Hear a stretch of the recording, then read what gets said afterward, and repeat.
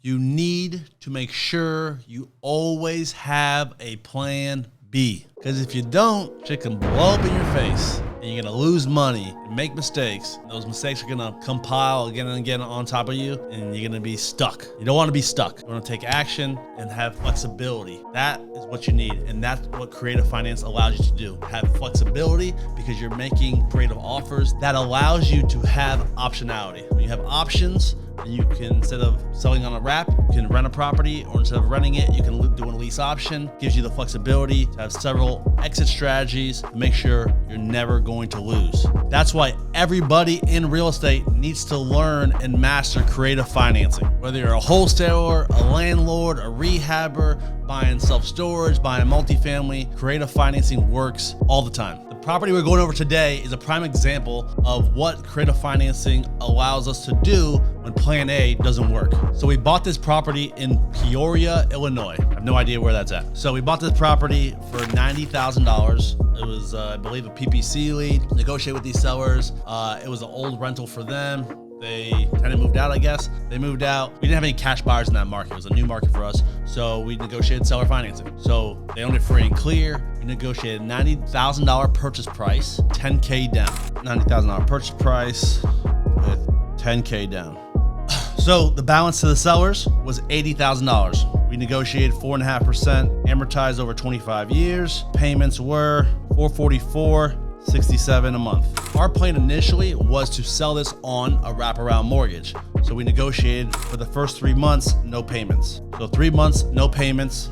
So that way we can market and find our wrap buyer. So I contacted some new agents in the area, called brokers and said, hey, can you put me with your hungriest, newest agent to try to have him help me drop bandit signs? Because obviously I'm not there. I'm like, hey, do this, drop bandit signs.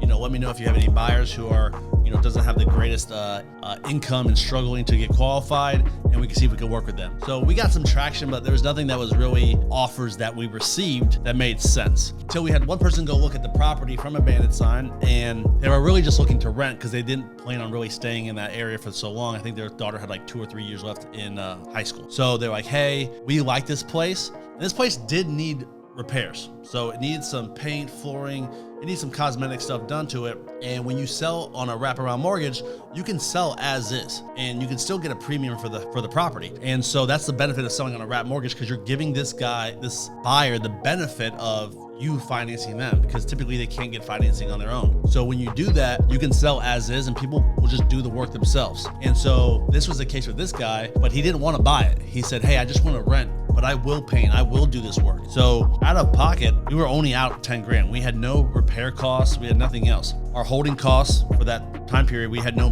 more payments. So we really didn't have any holding costs besides a slight utility bills and whatnot. And so essentially we're all in on this deal for 10 grand when he told us he would rent it for $11.50 and take care of all the repairs. So it was like paint and cleanup and carpet. And what we did for that is he just put his first in security. He didn't put a last month rent in. So he did the $11.50 a month. Our mortgage payment is $444.67. Let's just say $445, make it easy. Taxes were $250, insurance $150, and then you put in a 10% maintenance factor and 5% for vacancy. Let's just round that to 60. So on this deal where he's renting for $11.50, we are netting a whopping $130 a month. Amazing. Some people might think it's crazy that this guy will come in here and just rent the place and paint it and do all that stuff. Well, I would say it's partly because if we were just to rent it, we probably would have gotten $12.50. So he's saving $100 a month. But you just never want to assume. Everything's a negotiation. Don't always assume something of somebody. You never know what people will do. And maybe this guy was struggling. I think his credit was fine and everything. I know there wasn't a lot of rentals and there wasn't even a lot of things for sale at this point in time in July, I think 2019 when we bought it in that area. And it is a good pocket. It's a good neighborhood. So they got in for $130 a month. To us, cash flow times 12 is $1,560 a year in cash flow. So it's not that much. This is what typical rentals are, a couple $100 a month in cash flow. Really make a dent in this in your life when you start buying multiple properties, when you have 10 plus properties. But you got to start with one, and creative financing can help you get one at a time with a very little down. Where else can you buy a property for 10 grand down and get a cash on cash return of 15.6%? A great return on this deal. and very little out of pocket. So now it's been a little bit over 2 years. They have been great tenants, but the rent is significantly below market now. So we are going to ask for an increase to market rent. Now market rent is $13.50. So if he agrees and he says, hey, I'll pay the $13.50, then if he agrees and now he's gonna pay the $13.50, the numbers are now looking like $445 for the mortgage, seller. Taxes have gone up to $327. And this is my justification for him too. Like, my taxes have gone up, my insurance has gone up, you know, the market rent's up. I need to get more for this property. You've been in there for 2.5 years with no increase.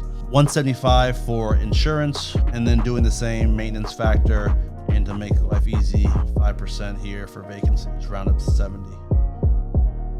So I do advocate to always try to gradually increase the rent each year.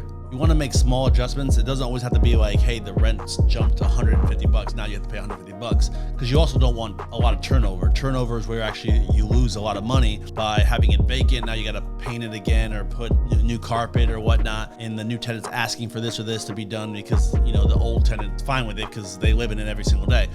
But those little repairs and that time being vacant costs a lot of money. So you don't want a lot of turnover, but you also don't want huge gaps in if you never raise the rent and then 5-10 years later go down the line. Now instead of $11.50, it's $18.50, and you got a huge gap to fill that they're never going to bridge that gap. So you want to gradually increase it, even if it's not always to market. You want to increase it so that way you're still taking care of your increased expenses like taxes and insurance. So now on this property, if we can get him to $13.50, we would now be netting $198 a month. So not much more on this property, but we're still only out 10 grand, and over 12 months, it's $23.76 for the year. So out of the 10 grand that we're still all in, it's a 23.76% cash on cash return, which is great. So what we typically look for is a 20% cash on cash return. We're asking him to come to this higher rent in one jump because we have optionality. We have the option now to sell it on a wraparound mortgage. So if they say, hey, you know, we're not comfortable paying $13.50, we don't want to pay it, then we have the option to sell on a wraparound mortgage. So what we can do here, this property is now worth $150K. We paid 2.5 years of mortgage payments towards this property, and our mortgage balance is now $73,769. Our equity in this deal is, so our equity is on this $76,231.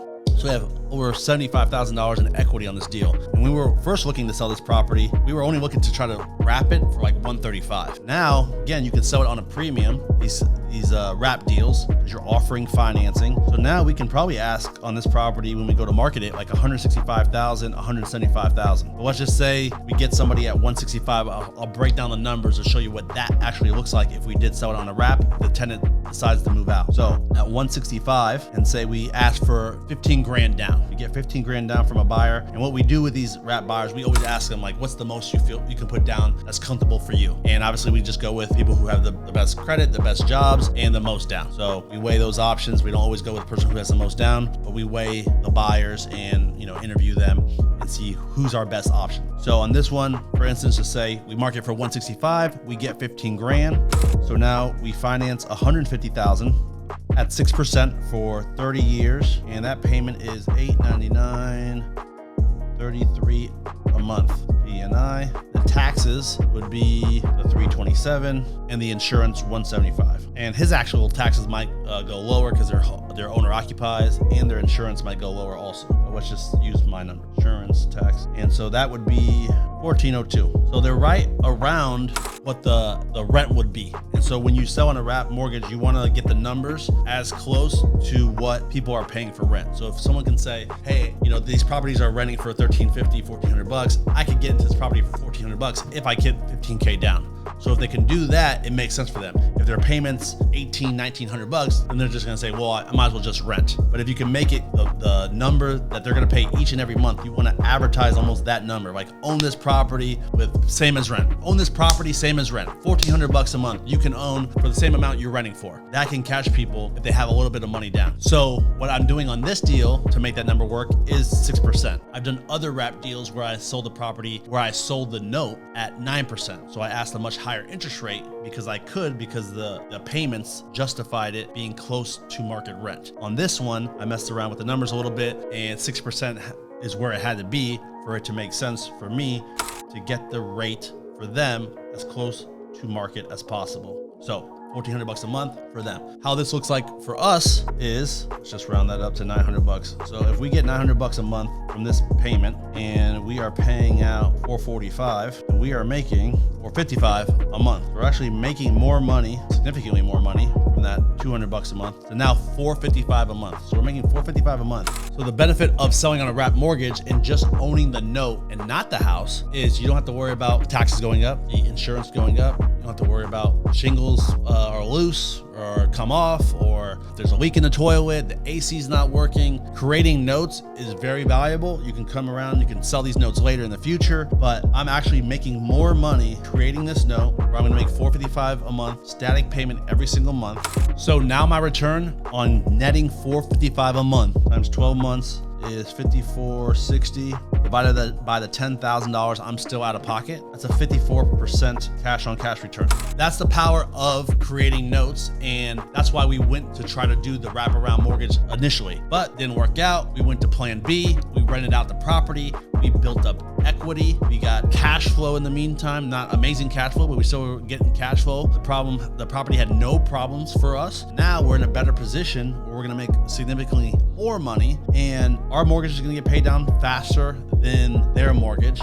So on this deal, if at any time in the future, this wrap buyer pays us down, not only did we make that $15K initially, but we're gonna make this $76,000, and if not more, depending on the time period of when they sold it. So this is the power of creative financing. This is what you have to learn and have to master, because when you know creative financing to this level, you can have many options in your business, different exit strategies, different acquisition strategies, and doing this will allow you to build a portfolio, change your life, build generational wealth, cash flow tremendously, and quit your job, do whatever you want to do, live a life of freedom. That's what it's done for me, and this is what it can do for you. So make sure you subscribe, keep taking action, keep watching these videos, studying, and we're going to keep delivering quality content to you. Let us know in the comments what you need help with, and we'll make videos pertaining to your needs to make sure you make 2023 the best year of your real estate career.